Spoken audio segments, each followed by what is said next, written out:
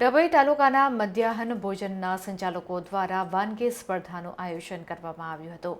આ વાનગી સ્પર્ધામાં વિજેતા થનાર ટીમને રોકડ ઇનામ તથા પ્રમાણપત્ર આપવામાં આવ્યા હતા.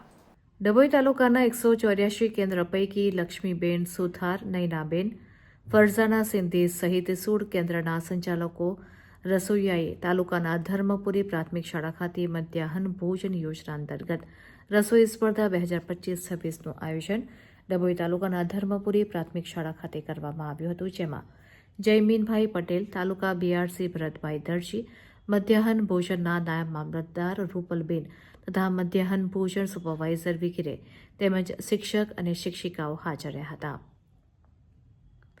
મધ્યાહન ભોજન સંચાલકો અને રસોઈયાએ ઉત્સાહભેર વાનગી સ્પર્ધામાં ભાગ લીધો હતો, જેમાં પ્રથમ ધરમપુરી પ્રાથમિક શાળાના લક્ષ્મીબેન, બીજા નંબર ઉપર પણસોલી ગામના નયનાબેન સુથાર અને મેનપુરાના રાણાબેનને આ યોજાયેલી રસોઈ સ્પર્ધામાં વિજેતા થતા આ તમામને પ્રમાણપત્ર તથા રોકડ પુરસ્કાર આપીને ઉપસ્થિત નાયબ મામલતદાર, મધ્યાહન ભોજન રૂપલબેન તથા ભરતભાઈ દરજી અને જયમીનભાઈ વગેરે દ્વારા સન્માનિત કરવામાં આવ્યા હતા.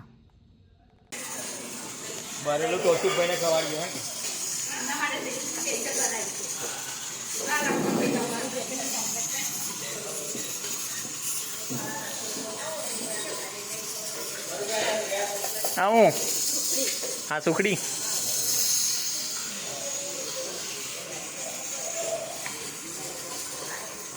લક્ષ્મીબેન થઈ ગયું.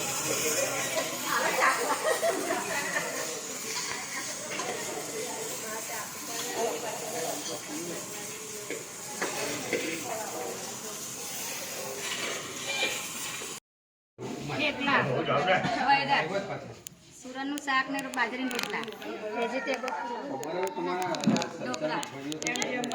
રાગીની ફેંકી, સુખડી, ઘઉંના લોટ, ચણા ચાટ, મુઠિયા શાક, મિક્સ ભાજી, મિક્સ લોટના ઢેબરા અને મુઠિયા. બોલો ધીરજબેન. રાગીના ઉત્તપા અને ફ્રાઈ ઇડલી અને સ્ટીમ. ધીરજબેન ના બોલ્યો. બોલી તો ખરી ના હું આમાં વાપરું ના તમે ના અમે તો ખરી બોલું ના તો રાખું.